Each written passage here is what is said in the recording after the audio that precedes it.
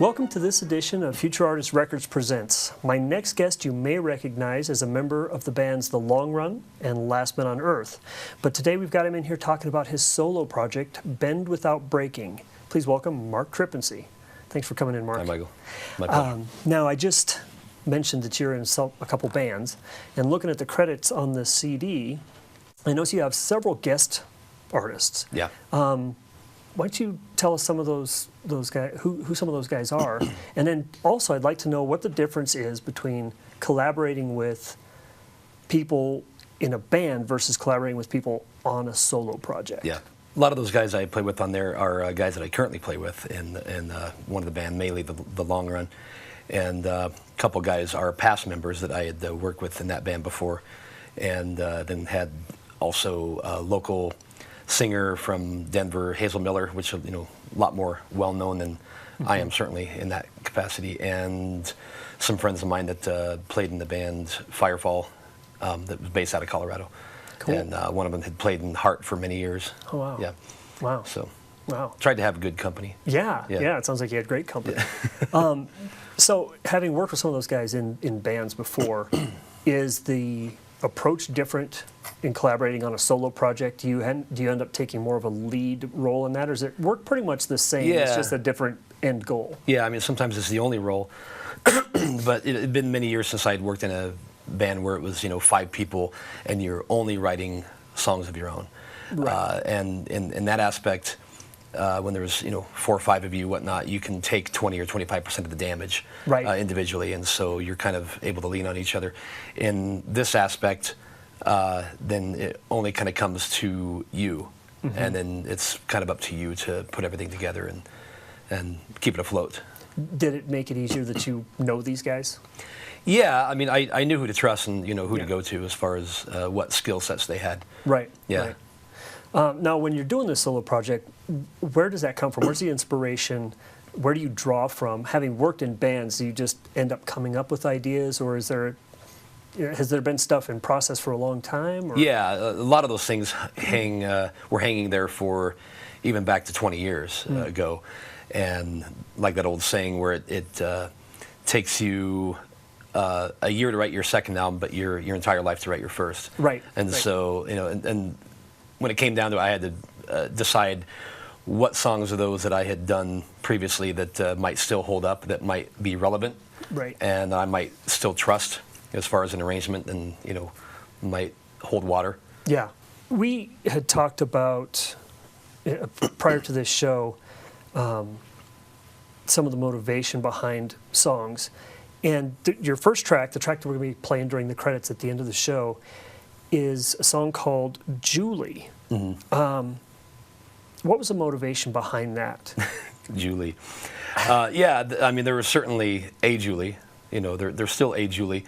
But it becomes a conglomeration of maybe a few people that you know. Okay. And all that comes from is from an observational standpoint. Right. And with songwriting, sometimes all it takes is just that one little line that you may hear in passing in an elevator at a restaurant or anything like that. You might hear somebody say something, and that ends up becoming a nugget of something that grows.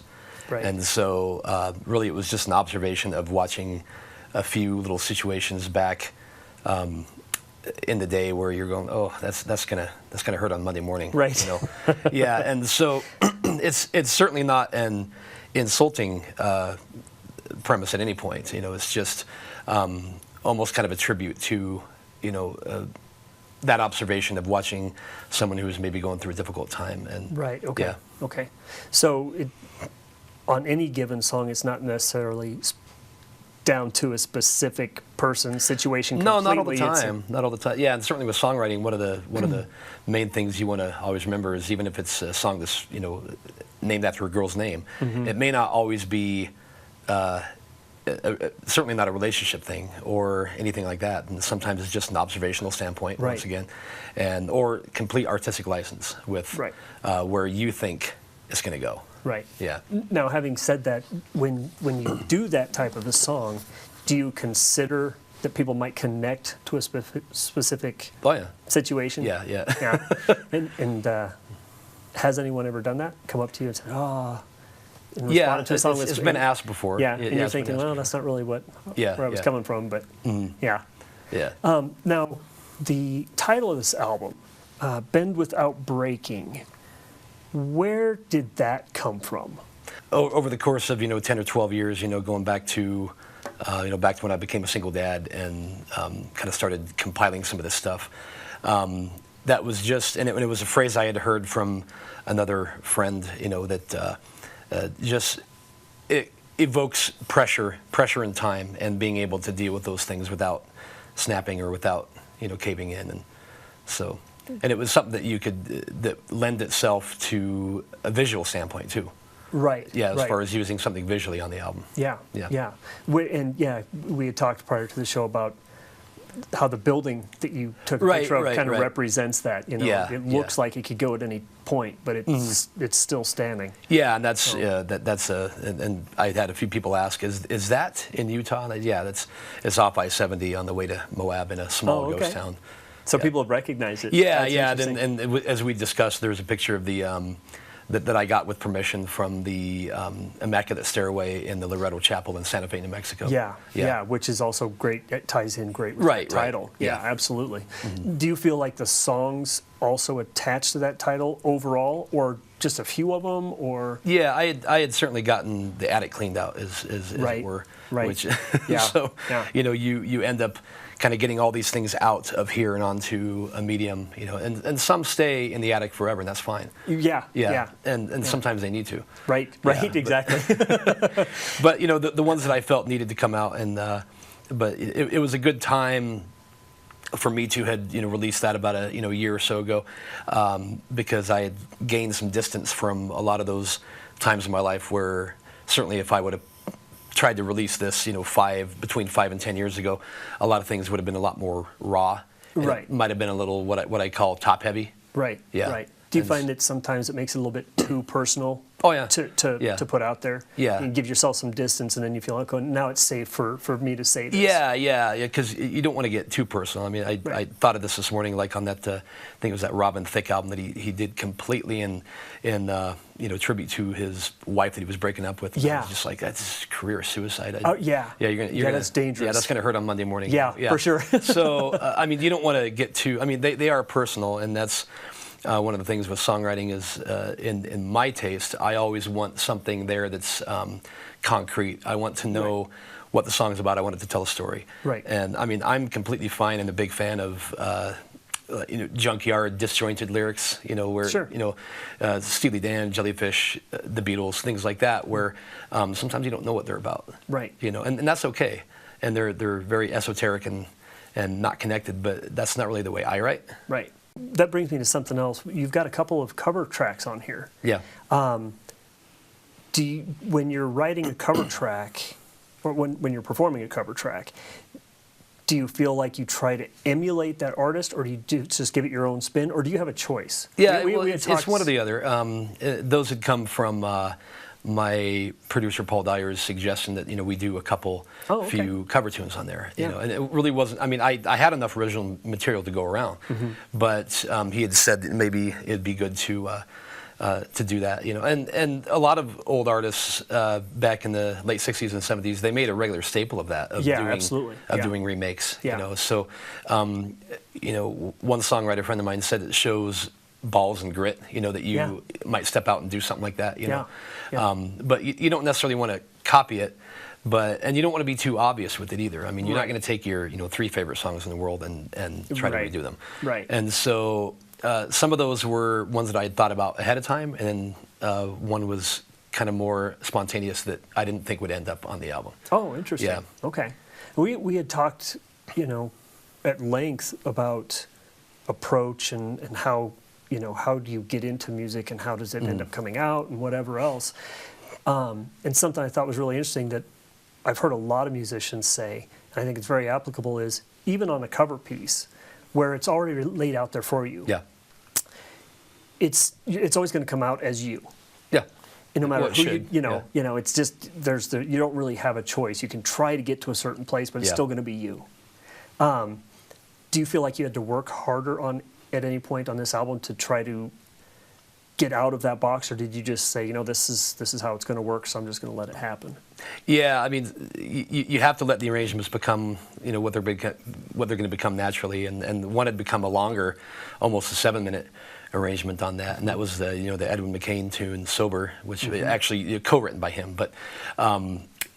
And that had become a late ad from when we'd actually gone down and saw him in Denver and got to meet him for a second time, and talk to him, but he had done that song that night, and I thought, but he was only acoustic, and so I thought, that'd be a real great one to redo, and and it certainly is a raw subject, of course, and and then but we did an extended arrangement on the end where we kind of did a long fade or a vamp with some interplay between the bass guitar and some mandolin, and it was kind of a major to minor thing, and so it was really kind of had a Pink Floyd feel at the end of it. Yeah.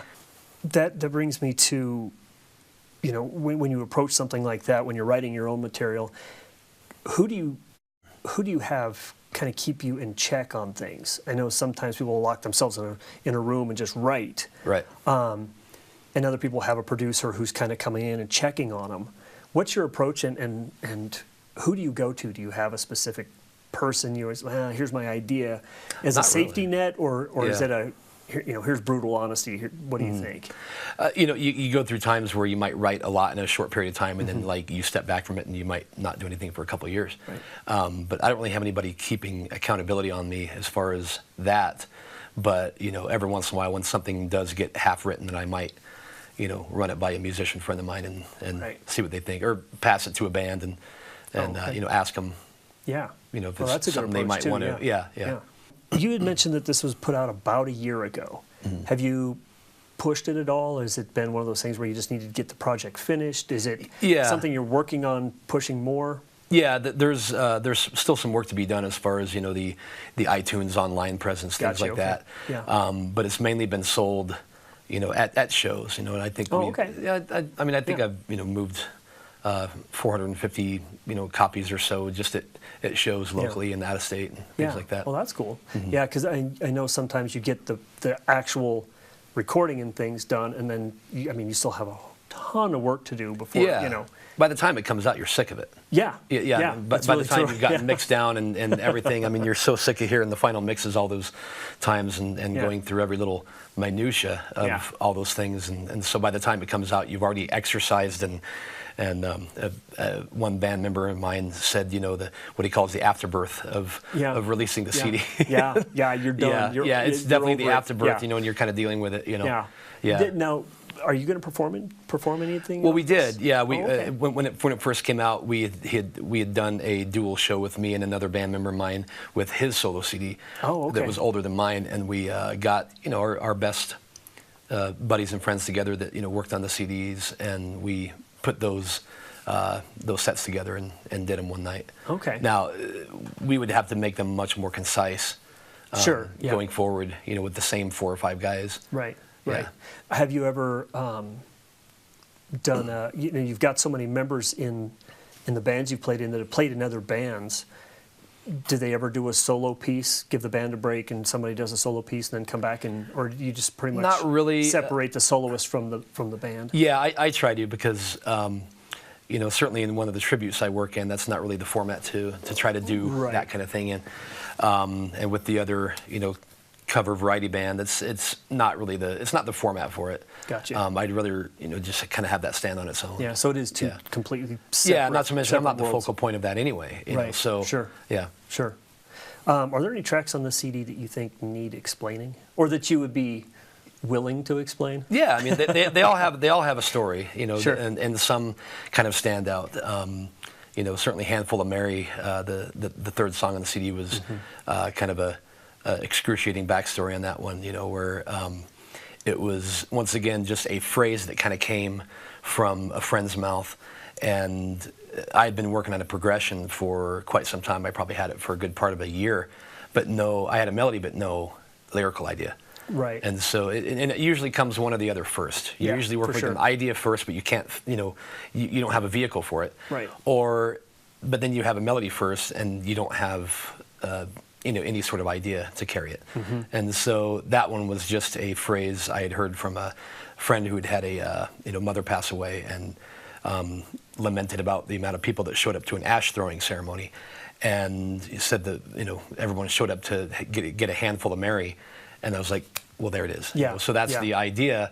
But then it wasn't so much of a tribute to that person as it was just getting that idea and using artistic license and trying to explain it yourself. Right. Is there a disconnect where you kind of have to explain, hey, well, this is what it actually... Yeah, and you don't want to have to explain those things too deep. Yeah. Because, I mean, it should be more of a general... Right. Like in prose writing, you want to tell the audience everything they need to know within the first few lines. Right. And paint that picture, and then you can start expanding within.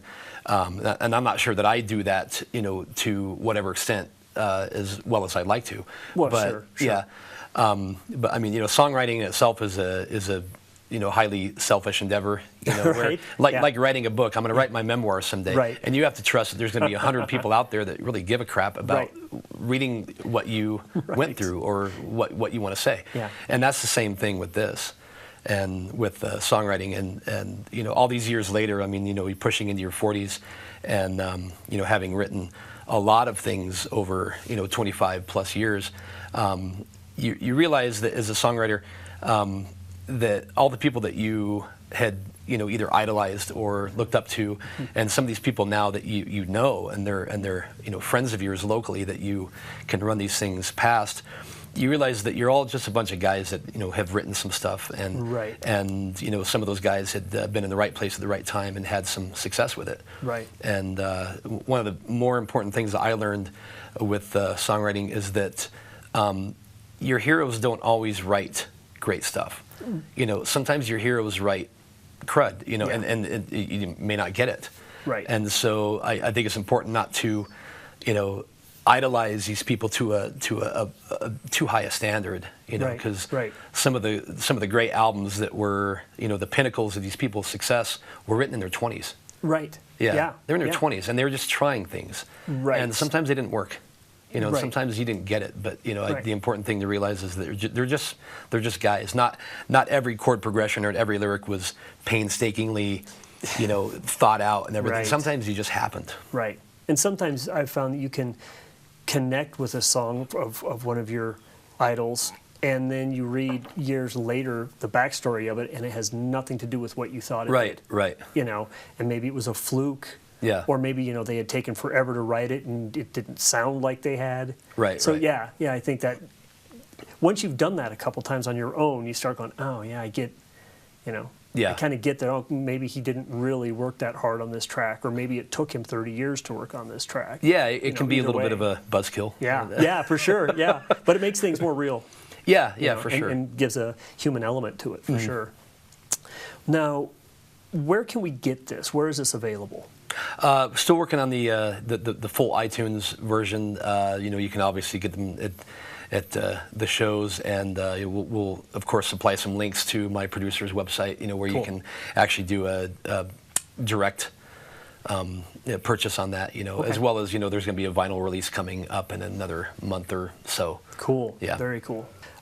We had talked prior to the show about artists going through interviews and being asked questions, and you said you knew the answer to a specific question if it ever came up, so I'm going to bring it up, and that is, choose one word that describes you, but I'd like you to tell us why it describes you. Oh, sure, yeah. I've always said misunderstood. Okay. Yeah, or misread. Okay. So one of my favorite sayings is no good deed goes unpunished. Right. And so certainly you try things with the best of intentions sometimes, but they don't always work out the way you planned. And I try to not use technology too much and try to communicating through just written word, on text or whatnot, because I'm severely misread and misunderstood with things like that. And so, do you think that applies both to you as a person and to your music? Yeah, for sure. It's easy to misread certain things on here, and that's why with those tracks I tried to have at least in the CD version, I tried to have a explanation like a one-paragraph Yes. explanation Yeah. of what that song was Yeah, about. I thought that was a really cool addition because you don't get that a lot of times in albums. Yeah, yeah. And it allows you to listen to the song differently. You know, maybe you just pull the CD out and put it in and listen and go, oh, that's cool. And then you go back and you're reading the, you know, the notes. And you're like, oh, I need to listen to that again. I didn't, Yeah. you know, I didn't know that's where that came from. Yeah. So yeah, that's cool. That's very cool. Well, I really enjoyed this CD. And now that we know your one-word description, you know, I think we'll wrap this up and you know, let the audience check out the song while it's running through the credits. So, Mark, I appreciate you coming down today. Yeah, thank you very much. It was fun. Yeah. And enjoyed it. So, Thank you. listen to the last song here while we're rolling the credits. The title of it is Julie. And stick around to get the links so you can find this album. And make sure you like, share, subscribe to this show, comment on it, let us know what you think of what we're doing, and also, you know, give some notes on what you think of what Mark's doing. It's important to support local talent. So definitely do those things and enjoy the song. I'm Michael Hartsock. Thanks for watching Future Artist Records Presents.